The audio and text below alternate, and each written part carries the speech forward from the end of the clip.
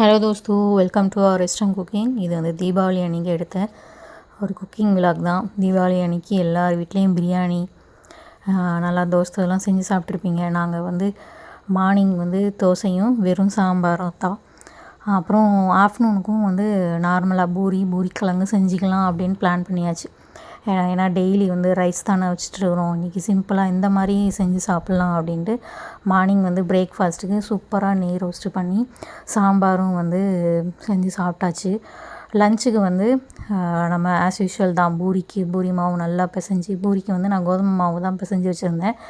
அப்புறம் வந்து உருளைக்கிழங்கும் போட்டு பாயில் பண்ணிவிட்டு கிழங்கும் வந்து பண்ணி வச்சுருந்தேன். நம்ம ஃப்ரெண்ட்ஸு பக்கத்து வீட்டில் இருந்து எல்லா வீட்லேருந்தும் வடை முறுக்கு, அப்புறம் வந்து அது என்னது முந்திரி கொத்து அந்த இதெல்லாம் வந்தது. இந்த தடவை அதிரசம் வரல, யார் வீட்டில் இருந்தும்.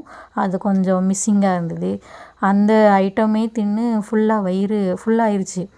என்னடா பிரேக்ஃபாஸ்ட்டும் சாப்பிட முடியல, அதுக்கப்புறம் லஞ்ச் ப்ரிப்பேர் பண்ணுறதுக்கும் நம்மளுக்கு ரொம்ப கஷ்டமாக போயிடுச்சு.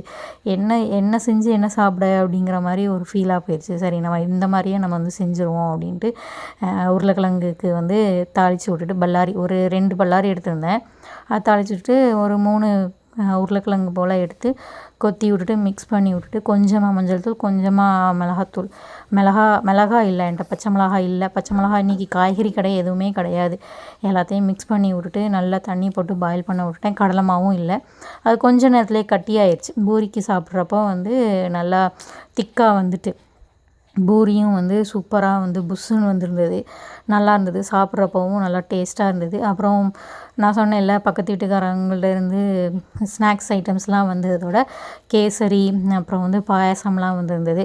அதையும் வச்சு லஞ்சுக்கு வந்து சாப்பிட்டு சூப்பராக லஞ்சு முடிச்சுட்டு ஈவினிங் போல் பட்டாசு வந்து வெடிக்க போயாச்சு மாடிக்கு. சூப்பராக வந்து கொஞ்சம் புதுசாக வந்து மத்தாப்பு வந்துருந்தது. அந்த இதில் வந்து ஒரு ஃப்ளாஷ் லைட் மாதிரி, கேமரா மாதிரி இருந்தது.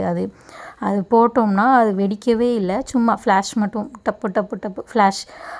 அதை பார்த்துட்டே இருந்தேன்னா நம்ம கேமராவில் ஃப்ளாஷ் அடிக்கும்ல, அந்த மாதிரியே இருந்தது. பாருங்கள் எப்படி இருக்குது, நல்லா இருந்தது. கொஞ்சம் டிஃப்ரெண்ட்டாக இருந்தது. இந்த இதில் நாங்கள் வச்சுக்கிட்டே இருக்கிறப்பவே மழை பெஞ்சிக்கிட்டே இருந்தது. நம்மளுக்கு கீழே ரோட்லேயும் வச்சு போட முடியாதா, மேலே மட்டும் போட்டோம். எல்லா மத்தாப்பும் போட்டோம். இது பம்பரம் மத்தாப்பாம். அப்புறம் வந்து புஸ்வானம், சக்கரம், இந்த இதெல்லாம் கொஞ்சம் விட்டுட்டு அப்படியே மறுபடியும் ஈவினிங் போல் இல்லை, இதை மழை பெஞ்சதோடய கீழே வந்தாச்சு. நீங்களாம் எப்படி தீபாவளி செலிப்ரேட் பண்ணீங்க அப்படின்னு சொல்லி மறக்காமல் கமெண்ட் பண்ணுங்கள். பாய் தோஸ்தோ.